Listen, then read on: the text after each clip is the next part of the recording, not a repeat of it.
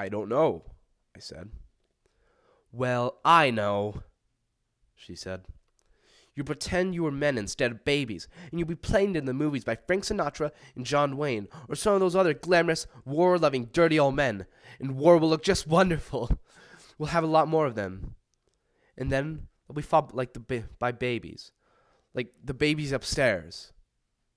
So I understood. It was war that made her so angry. She didn't want her babies or anybody else's babies killed in the war. And she thought wars were partly encouraged by books and movies. So I held up my right hand, and I made her a promise.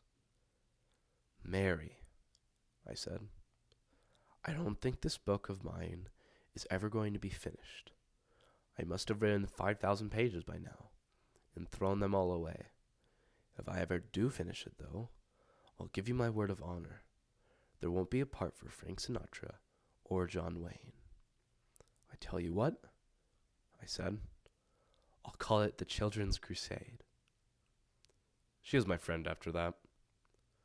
O'Hare and I gave up on remembering, went into the living room, and talked about other things. We became curious about the real Children's Crusade. So O'Hare looked it up in a book he had, Extraordinary Popular Delusions and the Madness of Crowds, by Charles Mackay, LL.D. It was first published in London in 1841. Mackay had low opinion of all crusades. The Children's Crusade struck him as one only slightly more sordid than the 10 Crusades for grown-ups. O'Hare read this handsome passage out loud. History in a solemn page informs us that the Crusaders were but ignorant and savage men, and their motives, which were bigotry and unmitigated, and what their pathway was one of blood and tears. Romance, on the other hand, dilates upon their petty and heroism, and portrays in her most glowing and impassioned hues the virtues of magnanimity and the imperishable honor that acquired for themselves, and the great service they rendered to Christianity. And then O'Hare read this. Now, what was the grand result of all these struggles? Europe expended millions of her treasures, and the blood of 2 million of her people, and a handful of quarrelsome knights retained possession of Palestine for about 100 years. Mackay told us that the Children's Crusade started in 1213, when 2 monks got the idea of raising armies of children in Germany and France, and selling them to North Africa as slaves. 30,000 children volunteered, thinking they were going to Palestine. There were no doubt idle and deserted children who generally swarm in great cities, nurtured vice and daring, said Mackay, and ready for anything. Pope Innocent III thought they were going to Palestine too, and he was thrilled. These children are awake while we are asleep, he said. Most of the children were shipped out of Marseilles, and about half of them drowned in shipwrecks. The other half got to North America, where they were sold. There was a misunderstanding. Some children reported for duty in Genoa, where no slave ships were waiting. They were fed and sheltered and questioned kindly by good people there, then given a little money and a lot of advice and sent back home. Hooray for the good people of Genoa, said Mary O'Hare. I slept that night in one of the children's bedrooms. O'Hare had put a book for me on the bedside table. It was Dresden History, Stage and Gallery, by Mary Endell. It was published in 1908, and its introduction began. It is hoped that this little book will make itself useful.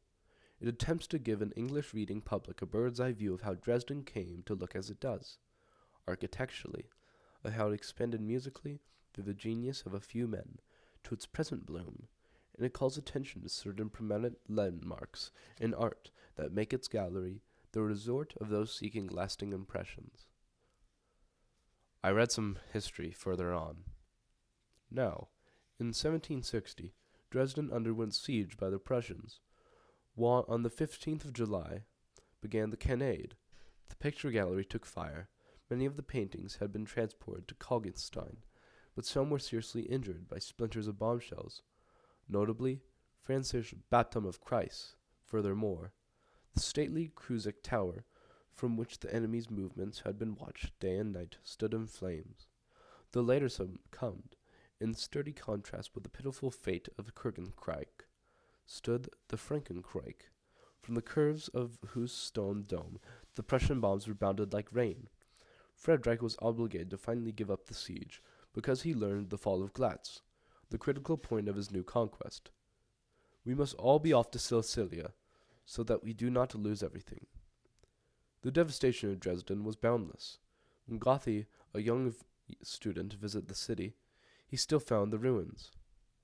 Von der Kuppe, de Frankreich, sac agdias Aegean, Tremor zwich die Sonde Satia, Orgenung, Heidensga, die Runma mit Kusta der Kunst de Bonsma, welcher Krieg und Kuppel auf ihnen so unschön war, voll schon inkorrektent und bombefust.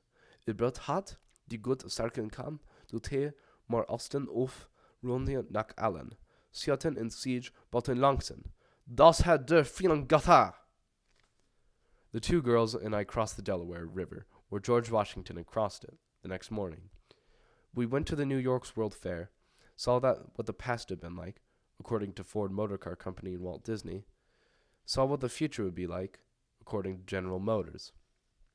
And I asked myself about the present. How wide it was, how deep it was, how much was mine to keep. I taught creative writing in the famous writer's workshop at the University of Iowa for a couple of years after that. I got into some perfectly beautiful trouble, got out of it again. I taught in the afternoons. In the mornings I wrote. It was not to be disturbed. I was working on my famous book about Dresden. And somewhere in there a nice little man named Seymour Lawrence gave me a 3-book contract. And I said, "Okay, the first of the 3 will be my famous book about Dresden." The friends of Seymour Lawrence call him Sam. And I say to Sam now, "Sam, here's my book." It is so short and jumbled and jangled, Sam, because there is nothing intelligent to say about a massacre. Everybody is supposed to be dead, to never say anything or want anything ever again. Everything is supposed to be quiet after a massacre, and it always is, except for the birds. And what do the birds say? All there is to say about a massacre. Things like, "Pooh, too, wheat." I have told my sons that they are not under any circumstances to take part in massacres, and that the news of massacres of enemies does not fill them with satisfaction or glee. I have told them not to work for companies which make massacre machinery, and to express contempt for people who think we need machinery like that. As I've said, I recently went back to Dresden with my friend O'Hare. We had a million laughs in Hamburg, in West Berlin, in East Berlin, in Vienna, in Salzburg, in Helsinki, in Leningrad, too. It was very good for me, because I saw a lot of authentic backgrounds for made-up stories, which I will write later on. One of them will be Russian barbecue, and another will be no kissing, and another will be dollar bar, and another will be if the accident will, and so on, and so on. There was a Lufthansa plane that was supposed to fly from Philadelphia to Boston to Frankfurt. O'Hare was supposed to get on Philadelphia, and I was supposed to get on Boston, and we'd go off. But Boston sucked in, so the planes flew straight to Frankfurt from Philadelphia. So I became a non-person in the Boston fog. Lufthansa put me in a limousine with some other non-persons, and sent us to the motel for non-night. The time would not pass. Somebody was playing with the clocks, and not only with the electric clocks, but the wind-up kind, too. The second hand on my watch would twitch twice, and a year would pass, and then it would twitch again. There was nothing I could do about it. As an earthling, I had to believe whatever clocks said, and calendars. I had 2 books with me, which I had meant to read on the plane. One was Words for the Wind by Theodore Roque, and this was what I found in there. I wake to sleep, and take my waking slow. I feel my pain, I feel my fate, and what I cannot fear. I learn by going where I have to go. My other book was Erkran Olski's Celine and His Vision. Celine was a brave French soldier in the First World War, until his skull was cracked. After that he couldn't sleep, and there were noises in his head.